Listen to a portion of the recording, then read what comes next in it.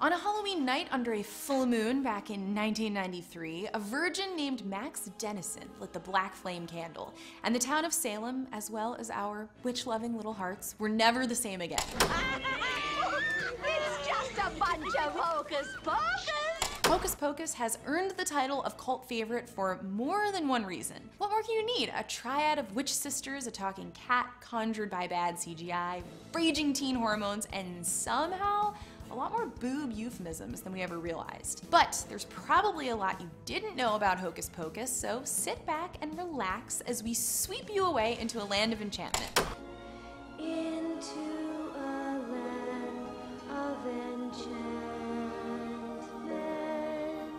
Hocus Pocus may be set around Halloween time, but when it came out in 1993, Disney decided to release it in July. It was a weird decision at best, and probably explains why the movie premiered to pretty negative reviews. Nobody wants to think about ghosts and goblins after they've barely calmed down about fireworks and barbecues. Know your audience, Walt Disney Company. Fortunately, in the years since, Hocus Pocus has gone on to get a second chance at life, almost like a resurrection for a certain three sisters. We're home! Oh, sweet revenge! Anyway, it's no surprise that Hocus Pocus has conjured a new appreciation considering it's directed by Kenny Ortega. You probably best recognize the name from such brilliantly choreographed works as Dirty Dancing, Newsies, and High School Musical, which explains why those Sanderson sisters are so in sync at all times. Another face you may not recognize? Doug Jones. He's the man behind some of genre's most classic monsters, aliens, and creatures, from The Gentleman on Buffy the Vampire Slayer, to Saru on Star Trek Discovery, to the fish man with a butt that won't quit in The Shape of Water. And he makes an early film debut in a particularly memorable role here as Winifred's cursed lover, Billy Butcherson. Fun fact, those moths that come out when he cuts his sewn shut lips open, those were real, not CGI. But props to Doug Jones for always being willing to commit. Go to hell! Oh, I've been there, thank you. I found it quite lovely. It's true that there are plenty of famous faces in this movie already. Sarah Jessica Parker, a wee Thora Birch, and the divine Miss M herself. But did you know that one more was almost added to the cast? Before the part of Salem's resident virgin, Max Dennison, was awarded to Omri Katz, a rising teen heartthrob almost landed the role. Leonardo DiCaprio was mostly known for his breakout role on Growing Pains at the time. He was offered the role of Max, but decided to star in What's Eating Gilbert Grape instead. His loss, because he could have been the one who gets called out for being a capital V virgin. Are you a virgin? Brave little virgin who lit the candle. And he's a virgin. When I knew some airhead virgin might light that candle.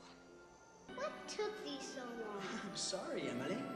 I had to wait 300 years for a virgin to light a candle. Instead of, you know, getting an Academy Award nomination. Come on, it's a choice, people, and he chose, I don't know, probably right for his career. Another famous actor that almost starred in Hocus Pocus was Rosie O'Donnell.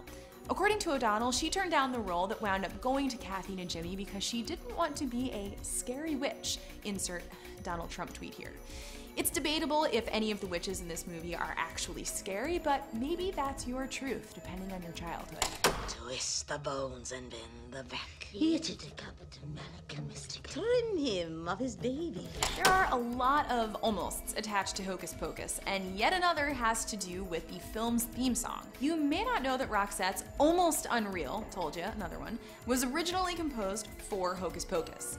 When that didn't happen, the song was eventually transferred over to another one of Disney's live-action movies currently in production, Super Mario Bros. It's pretty obvious that Almost Unreal was always meant for Hocus Pocus, though. The song even references the film by name in one of the lyrics. I love when you do that hocus pocus to me.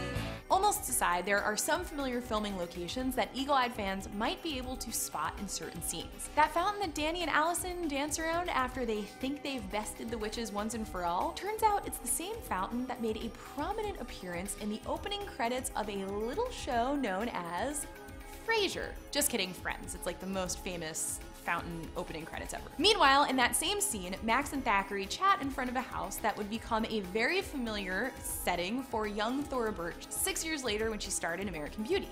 Deja vu is a powerful thing. Even spookier than deja vu, though, is the fact that one of the houses used in Hocus Pocus is rumored to be actually haunted. Remember that big house that Max's crush Allison lives in?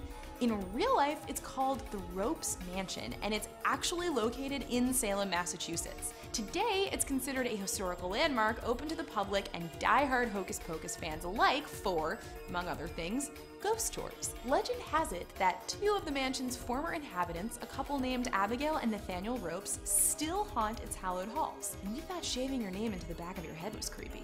Spooky legends and what-ifs aside, the fact is that Hocus Pocus remains a veritable classic to this day, given new life by new generations of fans who are more than happy to keep the black flame candle lit, thus ensuring that the Sanderson sisters endure for many centuries to come.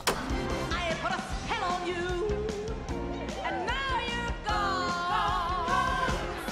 My planet fell on you. While rumors of a sequel or potential remake movie continue to fly about, nothing will be able to touch the spell cast by the original Hocus Pocus back in 1993 and also every year since in our annual Halloween viewings. But you might want to keep an eye on your children. Just saying. Those witches are hungry. I smell children.